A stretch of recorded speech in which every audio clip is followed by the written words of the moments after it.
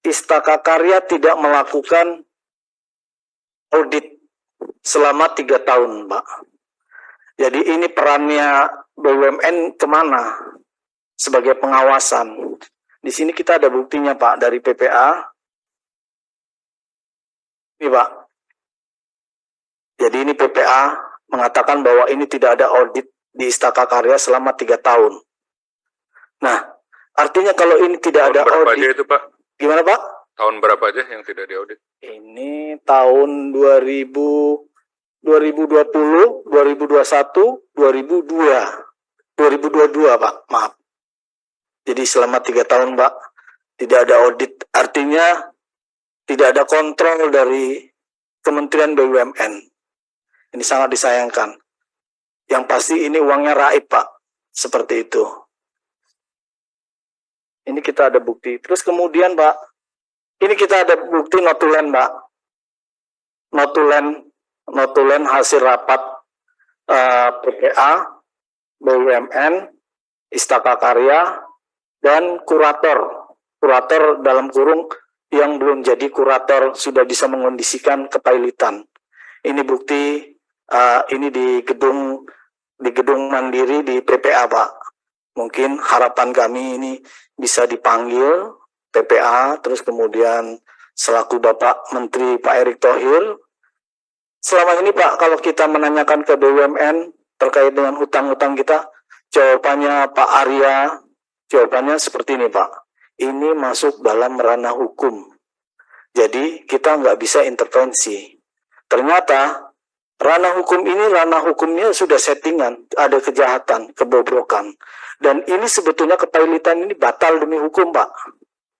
Karena yang bisa mempailitkan, mohon maaf, Pak, ini saya belajar, saya mencari tahu, yang bisa mempailitkan BUMN itu adalah Kementerian Keuangan.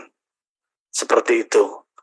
Jadi itu saya belajar, saya cari tahu kok bisa dipailitkan BUMN kan, kok bisa seperti itu. Nah itu ternyata yang bisa mempailitkan itu adalah Kementerian Keuangan selagi aset sahamnya adalah yang megang negara 100%. Dan itu terbukti di PKPU, putusan pengadilan, itu 100% adalah sahamnya yang megang adalah negara, Pak. Jadi otomatis ini harus Menteri Keuangan, bukan PPA yang bisa mempailitkan, bukan Rio Anambas. Seperti itu. Jadi PPA ini memposisikan sebagai kreditur. Ini yang salah kaprah. Jadi dia sudah bisa mengondisikan untuk mempailitkan, dia sebagai kreditur. Dan Rio Anambas itu yang mempailitkan, Pak.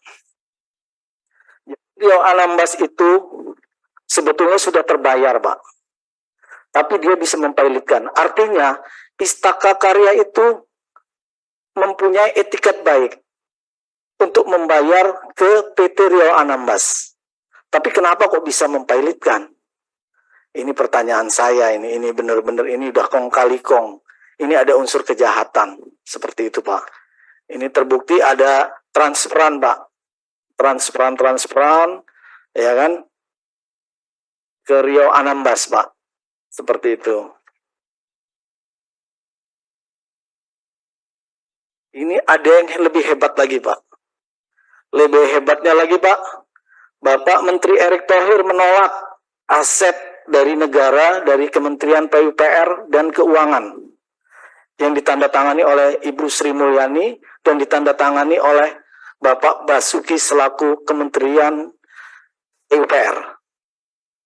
Nah, artinya, Pak, ini kan sudah jelas, Pak. Memang Istaka Karya itu memang mau dipailitkan. Seperti itu. Saya nggak tahu unsur kepailitan itu mengandung korupsi atau bagaimana, saya juga tidak tahu. Jadi artinya di sini, Pak, kalau dia sudah diberikan aset dan disetujui oleh Menteri Keuangan, artinya dia harus menjalankan seperti itu.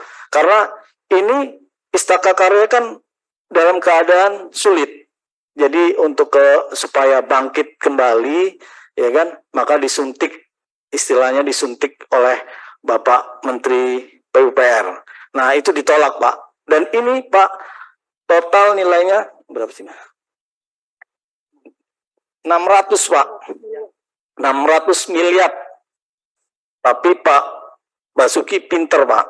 Dia tidak memberikan aset dalam bentuk jumlah uang. Kalau diberikan jumlah uang, raib pastinya. Maka diberikan aset tanah.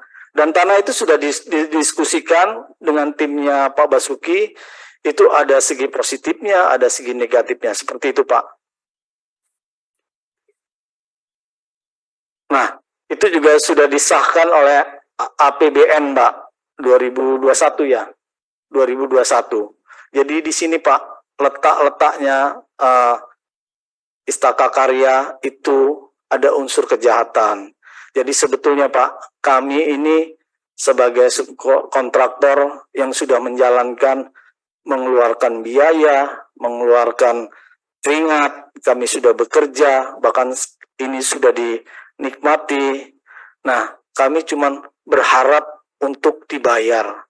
Jadi kami dengan Bapak Ketua, dengan Komisi 6, para anggota, kami memohon supaya permasalahan ini intinya cuma satu, kita segera dibayar. Karena kita sudah 12 tahun. Bahkan, Pak, teman kita ada yang sudah bunuh diri. Bahkan baru kemarin, Pak, teman kita, Pak Tri, baru disita. Itu, Pak. Jadi kami sangat memprihatinkan, betul, Pak. Dan kami juga merumahkan orang, Pak. Operator-operator kami kita rumahkan untuk sementara.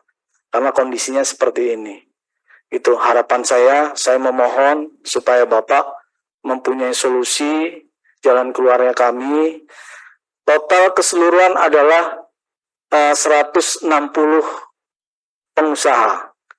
Kalau dihitung keseluruhan lagi ada 800 pengusaha, Pak. Coba Bapak bayangkan, itu pengusaha.